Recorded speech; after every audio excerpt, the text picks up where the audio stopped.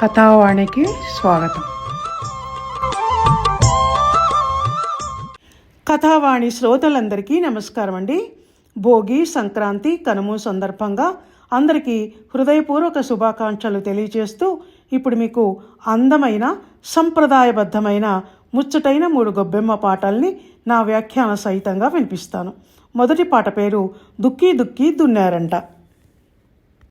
దుక్కి దుక్కి దున్నారంట, ఏమీ దుక్కి దున్నారంట, రాజావారి తోటలో జామ దుక్కి దున్నారంట, అలనాటి అక్కల్లారా చంద్రగిరి భామల్లారా, భామలు తీర్చిన గొబ్బిళ్ళో గొబ్బిళ్ళో గొబ్బిళ్ళో, విత్తనం విత్తనం వేశారంట, ఏమీ విత్తనం వేశారంట, రాజావారి తోటలో జామ విత్తనం వేశారంట, అలనాటి అక్కల్లారా చంద్రగిరి భామల్లారా, భామలు తీర్చిన గొబ్బిళ్ళో గొబ్బిళ్ళో గొబ్బిళ్ళో, మొలక మొలక వచ్చిందంట, ఏమీ మొలక వచ్చిందంట, రాజావారి తోటలో జామ మొలక వచ్చిందంట, అలనాటి అక్కల్లారా చంద్రగిరి భామల్లారా, భామలు తీర్చిన గొబ్బిళ్ళో గొబ్బిళ్ళో గొబ్బిళ్ళో, మొగ్గ మొగ్గ తొడిగిందంట, ఏమీ మొగ్గ తొడిగిందంట, రాజావారి తోటలో జామ మొగ్గ తొడిగిందంట, అలనాటి అక్కల్లారా చంద్రగిరి భామల్లారా, భామలు తీర్చిన గొబ్బిళ్ళో గొబ్బిళ్ళో గొబ్బిళ్ళో, కాయ కాయ కాసిందంట, ఏమీ కాయ కాసిందంట, రాజావారి తోటలో జామకాయ కాసిందంట, అలనాటి అక్కల్లారా చంద్రగిరి భామల్లారా, భామలు తీర్చిన గొబ్బిళ్ళో గొబ్బిళ్ళో గొబ్బిళ్ళో, పండు పండు పండిందంట, ఏమీ పండు పండిందంట, రాజావారి తోటలో జామ పండు పండిందంట, అలనాటి అక్కల్లారా చంద్రగిరి భామల్లారా, భామలు తీర్చిన గొబ్బిళ్ళో గొబ్బిళ్ళో గొబ్బిళ్ళో. ఇదండి ఆ పాట. జానపద గేయాలంటే నాకు చాలా ఇష్టం అండి. ఆ పాటల్లోని సాహిత్యం కానీ బాణీ కానీ చాలా సహజ సిద్ధంగా తేలికగా లయబద్ధంగా ఉంటాయి. జానపదులు ప్రకృతి జీవులు. వాళ్ళు ఏం మాట్లాడినా ఏం పాడినా వాళ్ళ కోసం ఇతరులు రాసే పాటల్లోనైనా సరే గుమ్మడి పువ్వు లాంటి సహజ సుందరత ఉంటుంది. ఈ పాటలో చూడండి, ఒక్క జామకాయ చుట్టూ పాటంతా తిరుగుతుంది. చెట్టు, చేమ, గొడ్డు, గోద, వ్యవసాయం ఇవే కదా వాళ్ళ ప్రపంచం.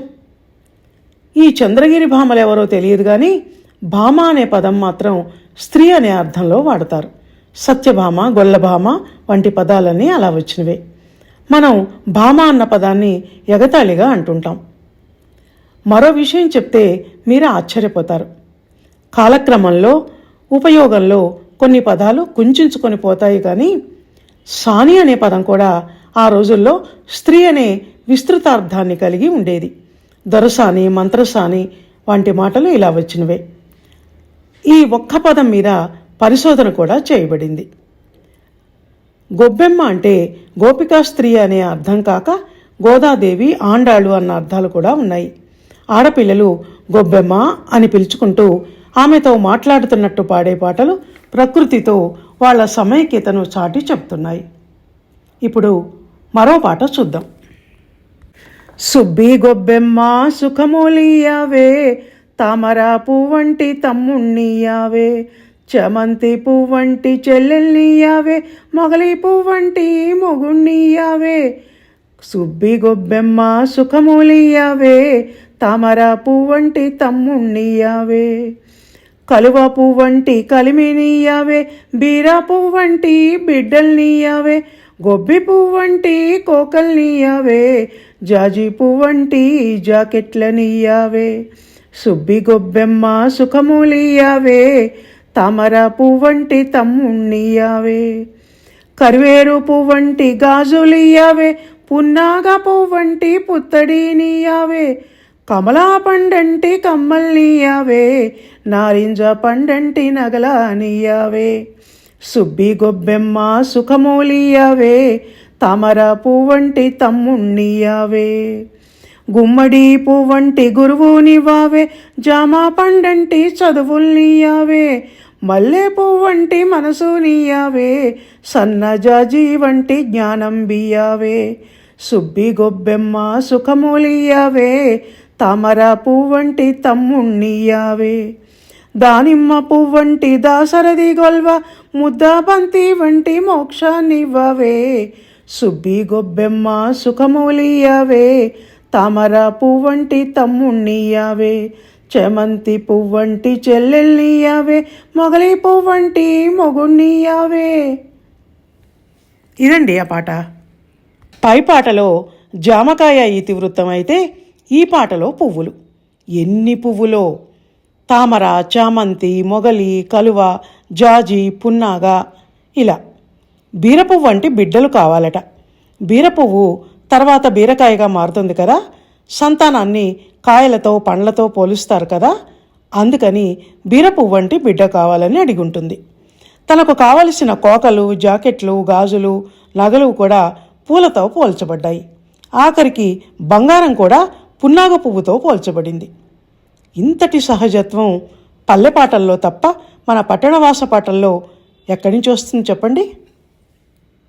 మన హిందువులకు ఏ పండగ పబ్బం వచ్చినా, మన ఇంట్లో ఏ వేడుక జరుగుతున్నా రామాయణ కథలోని సీతమ్మతో ముడిపెట్టి ఆనందించటం అలవాటు.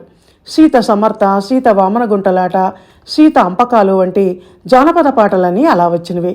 ఇప్పుడు ఈ గొబ్బి పాట కూడా సీత ముంగిట ముగ్గులు వేసి గొబ్బెమ్మలు పెట్టినట్టు మన ఆడపిల్లలు, ఆడవాళ్ళు ఊహించి భావించి పాడిన పాట.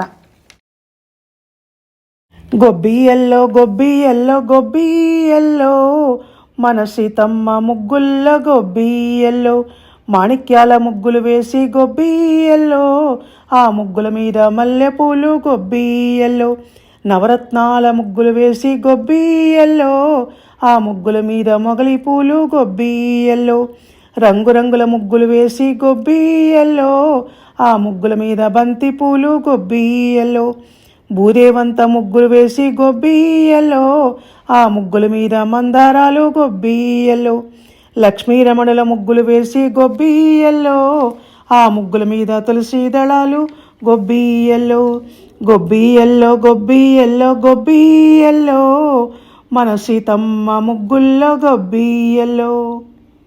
ఈ పాటను తులసీదాస్ గారు రచించారట. ఇవండి కొన్ని గొబ్బెమ్మ పాటలు. ఎంత గొప్పదో కదండి మన సంస్కృతి. అందరికీ పెద్ద పండగ శుభాకాంక్షలను మరొకసారి తెలియచేస్తూ ఇక సెలవు తీసుకుంటాను. ధన్యవాదాలు.